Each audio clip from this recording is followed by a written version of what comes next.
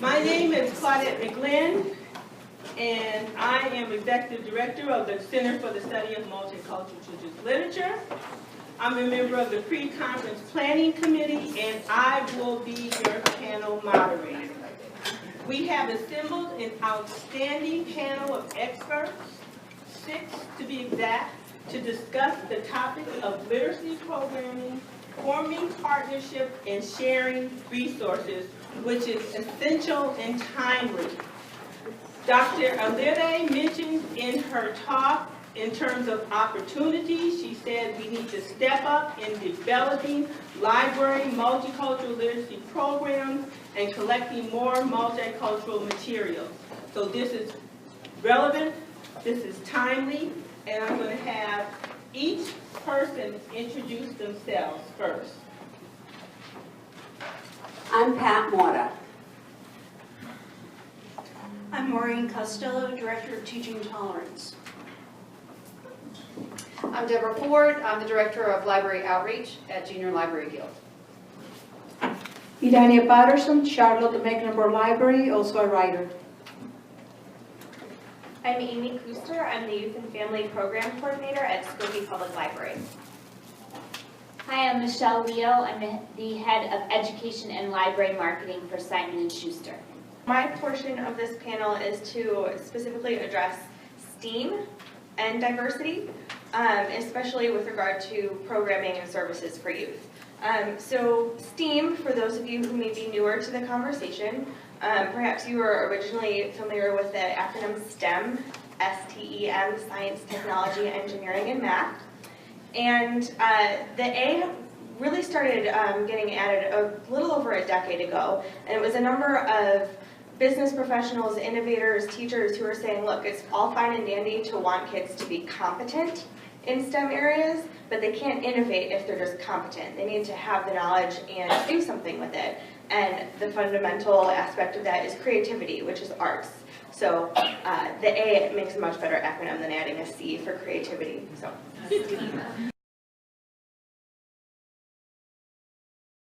And Tessa Jemison was one of the first really big proponents for this movement.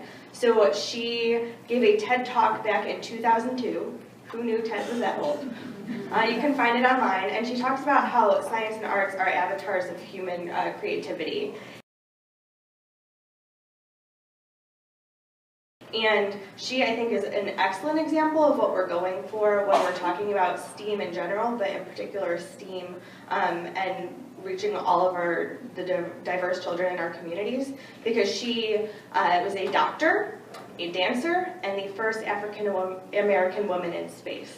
Pretty cool resume. So why is this important?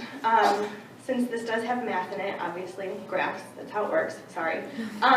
So this is from a study from 2012, and one of the things that the authors pointed out is that minorities are grossly underrepresented in STEM fields. So the graph on the top is, at the time of the study, the American workforce population demographically, and below is the STEM workforce demographically.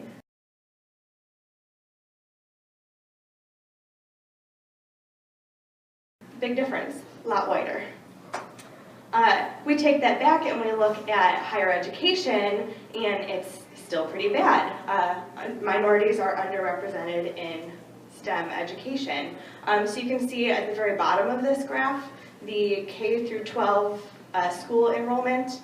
The blue bar is URMs, that's the terminology for underrepresented minorities, and the green part is non-URMs, so white folks.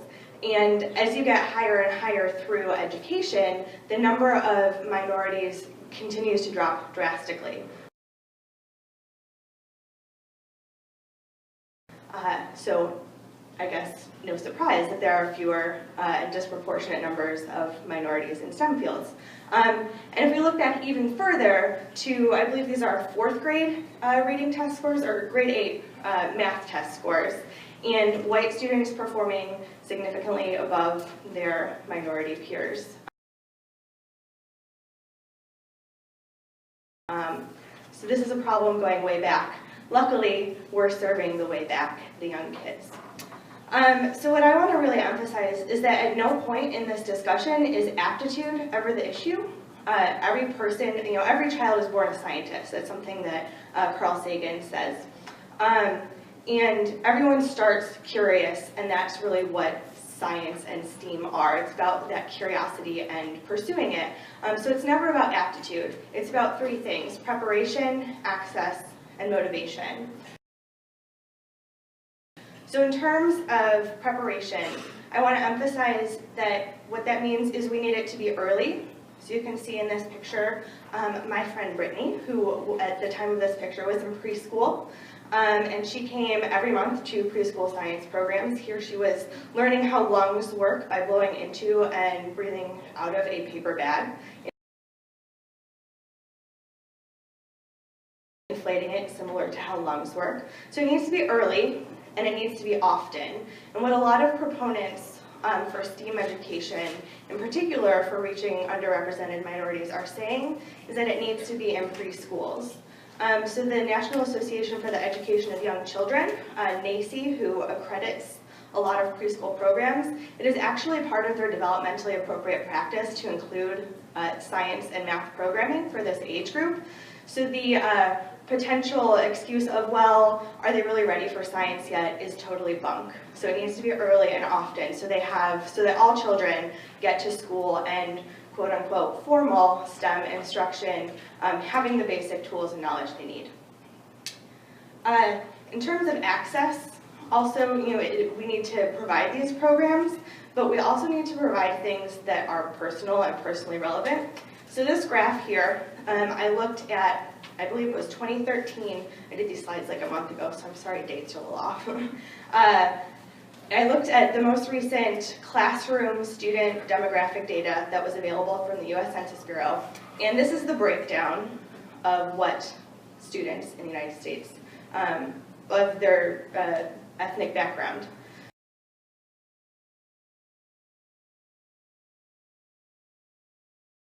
So you can see it's still very white, but there's some color in here. What do you see or learn in school? White dude, white dude, white dude, white dude, white dude, white dude in color. So this is not to say that only white dudes, in particular dead white dudes, do science. And in particular, if you're lucky, when you're in like K through 8 instruction, maybe you'll get a woman. It's going to be Madame Curie, and she's fantastic. But the thing that kids most remember is that her science killed her. Not a good lasting message. And then, if you're real lucky, you're going to hear about George Washington Carver, who invented peanut butter, right? He did not invent peanut butter. He was a world-renowned botanist, and he did a lot of research with peanuts, but we only talk about something that is not actually his discovery. He did something like 20-some other products with peanuts and revolutionized food science, but we hear about peanut butter. So I want to encourage people to think about how to use science, technology, engineering, arts, and math to make culturally relevant and personally relevant programming. So one example here would be in a story time, use the great book Round as a Tortilla, which has all sorts of great shapes, math, and different types of foods, which who doesn't find food personally relevant? Add a technology element like a smartphone or iPad or a camera,